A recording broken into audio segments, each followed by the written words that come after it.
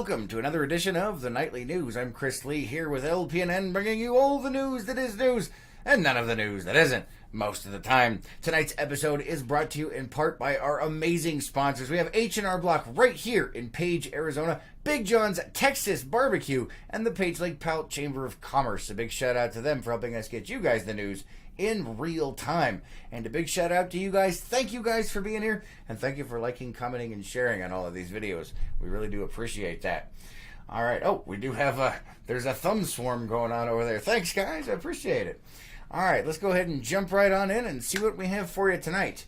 The first couple here is about some fires that are going on. The Maroon Fire northeast of Flagstaff has burned over 8,500 acres and is now 50% contained, according to information obtained from InsaWeb, an incident information system used by multiple government agencies. In a press release today, it was announced that crews have placed all fire breaks throughout the area, and a reduced amount of crews will remain in the area to patrol and monitor the perimeter.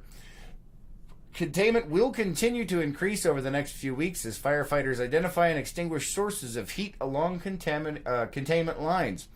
Crews will continue with the removal of hazardous trees along travel corridors for public and firefighter safety. The public is advised to enter the area with caution as there will be fire-weakened trees, burning debris, and stump holes present. The public can expect to see minimal smoke from the Maroon Fire for the next couple of weeks as interior pockets of vegetation and larger burning materials are slowly consumed well within the fire perimeter. The fire started in mid-May and was caused by a lightning strike. Roughly 140 personnel have worked to contain that fire. Let's see. Mario says, hello, Mario. Good to see you. Thanks for being here. All right, another fire. Last week, another wildfire was started due to lightning as well. This time, 4 miles south of Clint's Well along the Mogollon Rim. So far, just under 2,300 acres have burned.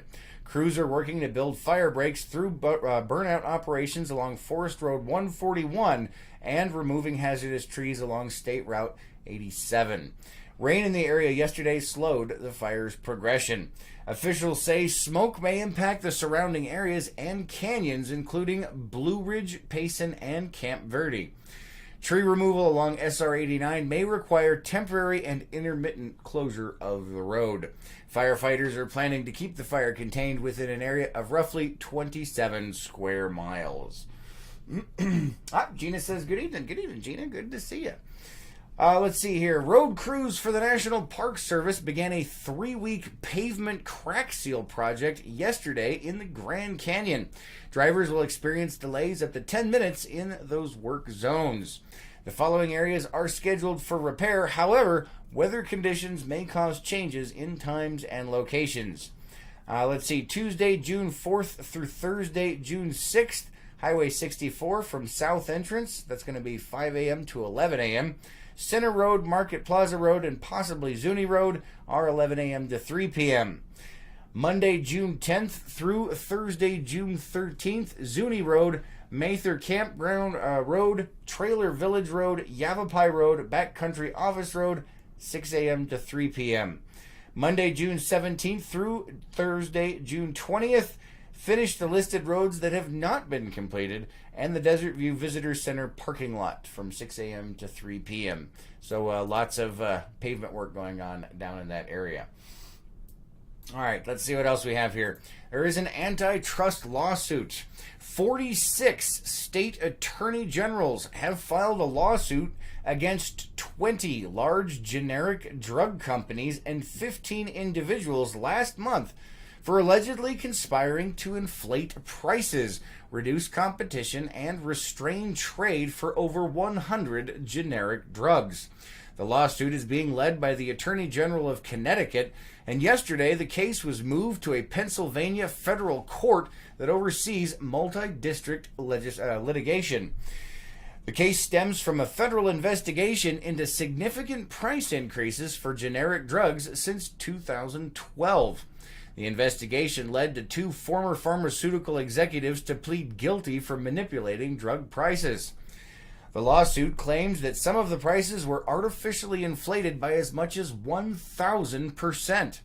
The suit highlights a network of pharmaceutical executives who would participate in social gatherings to meet and discuss how competitors were playing the game and ensure that each competitor was receiving their fair share. Further communication in the complaint describes how the executives participated in collusion to suppress competition and raise prices. The only states not currently involved in the suit are Arkansas, California, Georgia, New Hampshire, South Dakota, and Wyoming. Go ahead and check the comments before we move on here. Mario says, let's go Warriors. All right, Mario. All right, don't forget you still have time to stop in at the Bureau of Land Management's public scoping meeting tonight. It started at 5 o'clock, guys.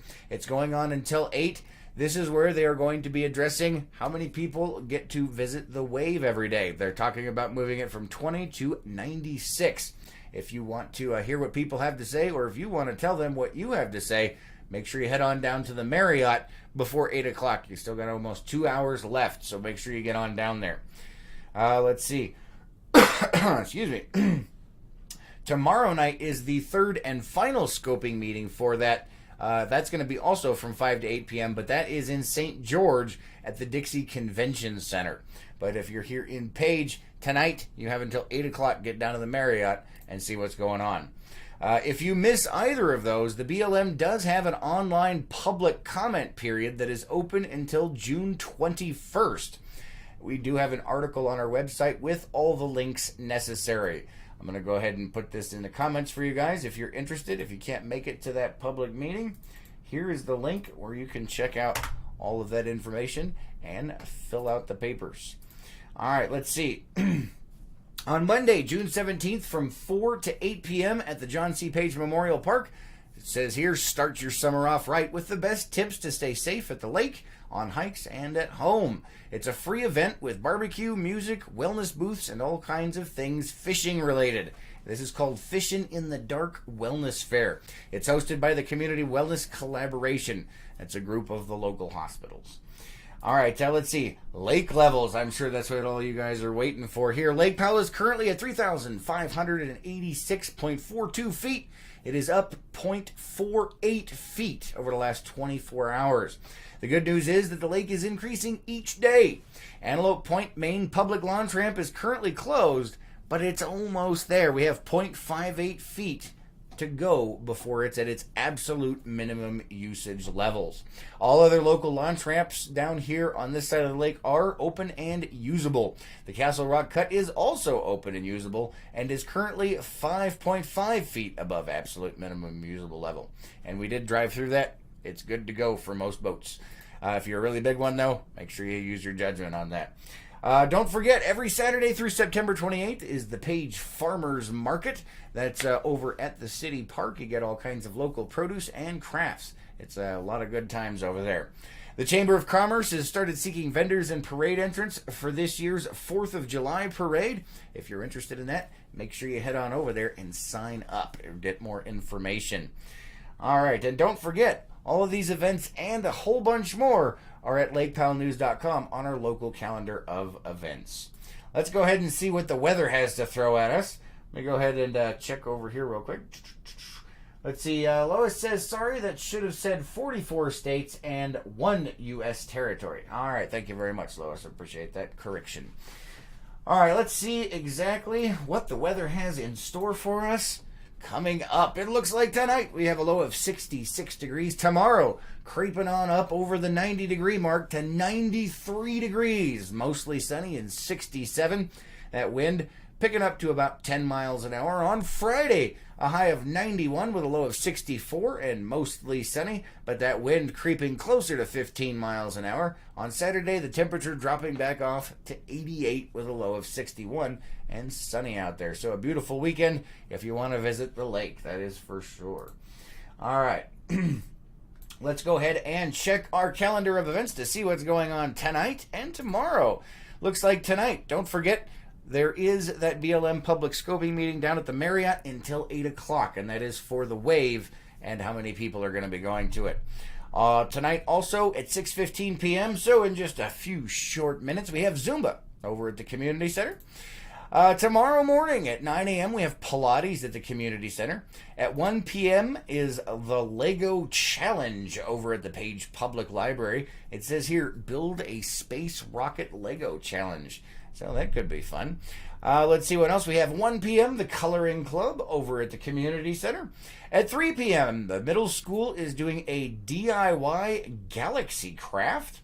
And at 4:15 p.m., the high school is doing a DIY galaxy craft. And this is over at the Page Public Library. That is the grades they're using, it looks like. So middle school aged kids will be doing it at 3 p.m. And at 4:15 p.m. is the high school aged kids for that DIY galaxy craft over at the Page Public Library. All right, guys, that's all we have time for tonight. Thank you so much for joining us, and thanks for liking, commenting, and sharing on all of these videos. I see an emoticon swarm storming up over here. You guys are amazing. Thank you so much for being here. Have an amazing night, and we'll catch you tomorrow morning on The Morning Cup. Until then.